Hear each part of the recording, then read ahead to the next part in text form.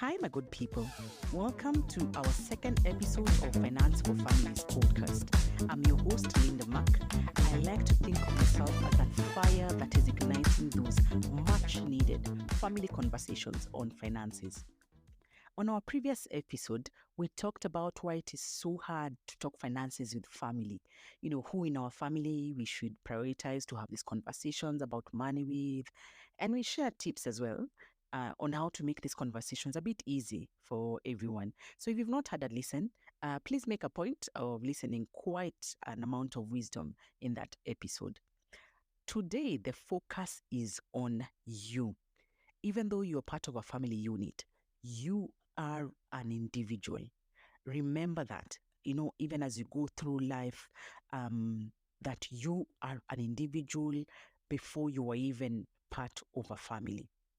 Now, in the last episode, we saw one thing is very clear. Money conversations are important with family. Today, we are saying it's not just having conversations about finances with those you consider close family, but first having it with yourself, that internal conversation, because it starts with you. I know right now, maybe you're like, wait, Linda. You mean I talk about money by myself to myself? How do I even do that? That's a bit crazy. Yeah, it might sound crazy, but the benefits are outstanding. Money is a topic that often stirs up various emotions within us. Now, before we go exposing these emotions to others, I think it's best that we face them within ourselves, get to understand them and then learn how to manage them. Think of it this way. It might sound crazy now, not talking to yourself and all that, but it will definitely help you not to go crazy over money issues in the future. Food for thought. Which one would you rather? Yeah. So here's how you can be able to go about this internal self-awareness, financial assessment, all that. My idea on how you can be able to start those internal conversation is by first asking yourself, what does money mean to me? Yeah, it's a fact that money takes a different meaning to all of us out here. For someone, money is food so that they don't go hungry. For someone else, it's like the security of a home, being able to live rent-free in your own property, so that if everything fails, I don't have money, I don't have job, I will still have a roof over my head. Yeah. For someone else, it might be freedom to live on their own, do things on their own without, your parents being the ones telling you, reduce that music, where are you coming from? All those things. For someone else, it's being able to travel to amazing places, taking experiences and being exposed to different cultures. Yeah. So for you, what does money mean to you? Pause and really think this through. Because remember, you're not shouting the answer out to the world for their judgment. It is internal. So make sure you provide the most honest answer.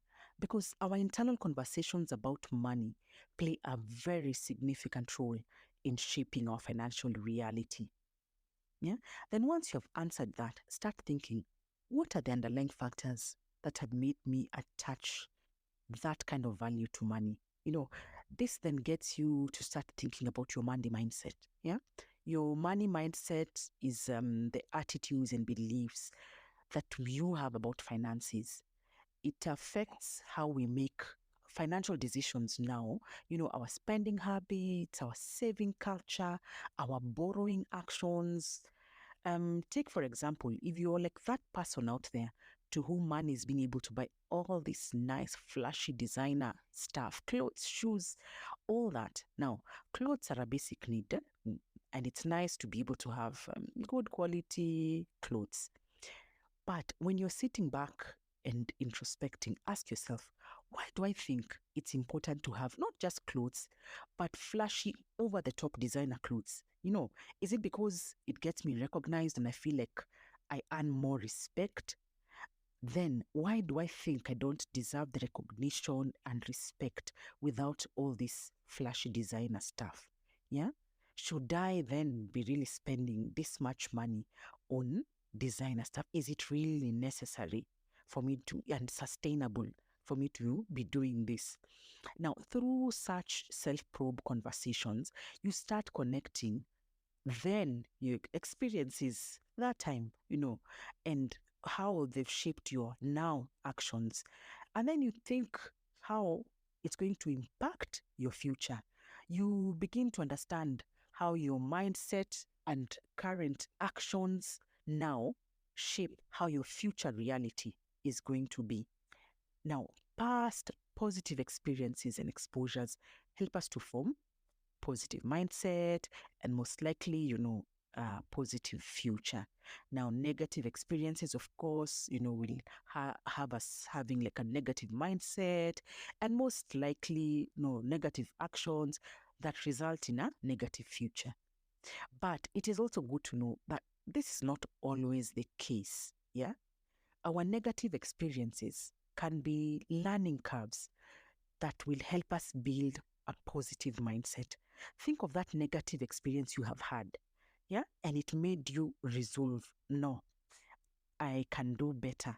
I'm not going to let that experience continue and agree that that is it. I cannot change it. Yeah. So let me share a story. I'm sure most of you can relate, especially if you're in my age bracket and you grew up in an African home. When I was sitting for my KCP, KCP is Kenya Certificate of Primary Education. I don't think it's there anymore. My very loving father kept reminding me, that he's already announced to all his networks that his daughter is sitting for the national examinations and she's not going to fail. So I should not dare fail. Now in those days, the physical success cards, were the norm. So I got sent for so many cards by so many uncles, some of whom I had to really think how I know them. But anyway, I did pass the exams, thank God. And, with such results, then comes congratulatory wishes. Now, the aunties will bring you something nice, but the uncles can't really be bothered for you to go to the store and buy you a gift. So most of them would bring you money and tell you, okay, now go and buy for yourself something nice. And I was so rich, so rich, yet so poor. So poor because I saw none of that cash, and this really crushed my spirit. Every time I was broke in high school, in campus, I could remember all that, yeah, and calculate how much money I would have had if that allowed me to at least have that money because, yeah, it was mine, or even just given me a say on how that money was to be spent. And that feeling, kept on coming back. So I told myself, I'm going to use that experience and turn it into something positive, not just for me, but for the generations coming after me. So for me, I decided I'm going to be a very transparent, that's a joke. Yeah, so like an honest and transparent parent. Like if my children were gifted something, I would let them know this is what you've been gifted, and then involve them in a discussion on how we are going to manage it, what to do with it. And that also becomes part of, like their financial literacy. They're growing their money management skills through that whole process. Yeah. So now for me, that's one way you can take a negative experience and turn it into a positive, not just for you, but for the generations that come after you. Yeah. So now let's look at what are some of the reasons why we are out here and not talking to ourselves like mad people, not having this internal self-money mindset audits. Yeah. For me, I think the first one is lack of knowledge. For some people, we don't understand. We don't know, where do I start? What do I ask myself? Is it even necessary in the first place? And for me, I think the way to deal with this lack of knowledge is, as an individual, it's always good to be open and curious. When you're open and curious, you're always searching for ways to improve yourself. Now, through that journey of how can I improve myself? How can I make myself better than I was yesterday? You come across, podcasts like this one today, and listen to what Linda is saying. And then you start on that journey of understanding, yes, I need to have my own internal financial money story, self-audit, and how to be able to go about it. So lack of knowledge for me, it's just be open and curious, and you weave yourself and you find yourself ways, and you research, and you get information on how to be able to start. The second reason why I feel like we're not having this self-money mindset audits is fear. You know, as human beings, we have our shortcomings, and most of the times we fear facing. So we just decide to accept. I must have been created this way, so let me just continue the way I am. Imagine that's the way I am, and I've survived this far. Why should I even think of changing? Yeah. So we keep telling ourselves these things because we don't want to face the reality. We fear having to face the fact that we can be able to change it. You're thinking that change process, I don't want. We should know that as human beings, we have power. If we set out to change that negative mindset for the better, we have that power within us to be able to do that. Yeah. So our third reason for me is escapism. I know I need to do it. I know it's important, but somehow I just keep pushing it away in the hope that it will work, itself out. I don't have to put any work. And well, let me tell you, hope is not a strategy. Yeah. Don't hope it will work without you having to put any work. Hope is not a strategy. And you have to work so that you can get the results that you want. Put in that effort and you will gain those results. The fourth reason why I feel like we're not doing it is because we easily delegate it. Yeah. I'm here saying my money is being taken care of by someone who's more skilled at it. So, yeah, I don't need to. Whether it is your spouse, your partner, who is better at money management, so you have delegated that duty to them, or maybe you've engaged the services of a financial advisor and you feel that that's okay, that's enough, they are professional. I don't need to do any further introspect about money, about my own money habits, yeah? I would want to let you know, ask yourself, if you don't take time to figure out what is my money story, how is it affecting me, what's my mindset, if you fully delegate and you don't take up even the slightest interest to understand independently, internally, how your money story is affecting your money mindset, is affecting your financial reality now, then how do you know that your money is being managed, or whoever is managing it for you, in the most optimal way? Yeah? Ask yourself that. So you have to take that initiative first so that even you can gauge and say, okay, fine, this is what I've thought. I know they're on the right track with whatever they're doing. I know that professional is on the right track with what they're telling me about. So in a study conducted, it was reported that about 66% believe financial conversations lead to financial freedom and building generational wealth. So, my dear listeners, let's endeavor. We embrace the potential of abundance, and then we work to align our actions with our financial aspirations. Yeah. So at this point, I hope we are in agreement that having self-money conversations are very important. And now that we are in agreement, let's talk about how then do we have these conversations. And for me, the simplest of them all is actually just talk to yourself, date yourself. Have this conversation, whether you want to have it quietly somewhere or you want to talk out loud, ask yourself questions, answer yourself.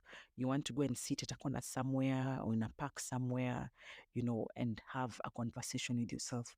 You do you, but do the doing. Yeah. So talk to yourself. That's the first. Second, you can journal down. If you feel your thoughts flow better, if you write, then write it down. And that's even better because then I can always go back and read and say, oh yeah, so this is why that time I thought about this and that. So you can journal down your thoughts and be able to now use that to get guidance on how to go about any changes that you need to do. And the third would be, if you feel like it's too hard for you a task to go on your own, then you can seek professional help. Someone will be able to ignite that fire within you to say, okay, you know what? It is really important for me to have this conversation. Yeah. So either of those, whichever works for you, talk to yourself quietly out loud, journal your thoughts down as you're having this introspective session, or seek professional help, someone who will be able to make you understand that it's really important for you to have this, and how to go about having it. Yeah. And then as well, remember, this activity is not a one-off engagement, yeah, but you need to be able to do it at periodic intervals, because continuous practice makes perfect. The more we keep having these internal conversations with ourselves, the more refined and better the conversations get, and we get better results, and with the better results, we start having better conversations with others, yeah, and improve our financial situations. So let us all purpose to encourage ourselves to do these periodic sessions within ourselves, and not just ourselves, but let's also purpose to encourage one another to have these conversations. Yeah. So if you are that partner, that spouse who's been delegated to the task of managing money, yeah, encourage your significant other to also have their own internal money and financial mindset sessions, and because we are all individuals, we are all unique, we all don't have the same money stories. Yeah. And once you've had your money conversation, then it's time to create a plan. So going forward, what are we doing? Because this will help you on how to be able to keep yourself accountable. I know what I need to do, and this is how I'm going to go about doing it, and this is how I'll know I'm doing the right thing. If it's a negative, you have to think through, what do I need to change? What are the actions that I need to start doing so that I'm able to change? And then how am I going to keep myself accountable? How am I going to evaluate, that if I've been able to change? If you're doing something right, you also give yourself a pat on the back. Yeah. And then also think through, so how can I keep reminding myself that this is working and I should keep at it? Yeah. So in conclusion to today's episode, yeah, remember, it's for your own good now and in the long term to understand your money story. And you're only able to do this by having honest money conversations with yourself. The importance of your money story is that it forms that strong foundation, your mindset, and it impacts your attitudes, your actions, your behaviors, yeah, in not just your life, but in your relationships with the people around you. Yeah. So if you've not had money conversations with yourself, take this as an opportunity to start. Yeah. Whether it's through, we see talking to yourself, journaling, talking to a professional. Yeah. The right time to start is now. Get to understand you. And once you have that personal understanding, it's easier then to take on the challenge of seeking money conversations with those around you. But be the one to set the stage for financial abundance and fulfillment in your life, you as an individual and for the ones around you. Yeah. So for the next episode, we want to look at money conversations between couples. We should love our money the way we love ourselves and love each other. That's what I think. So we have to talk about our money. Very hot topic. Yeah, so don't miss that. That will be coming in next week on Friday. So that's it for today, family. Again, the Finance for Families podcast is here to ignite open, honest conversations about money and investing in our families. So let's get talking and empower each other for a better financial future.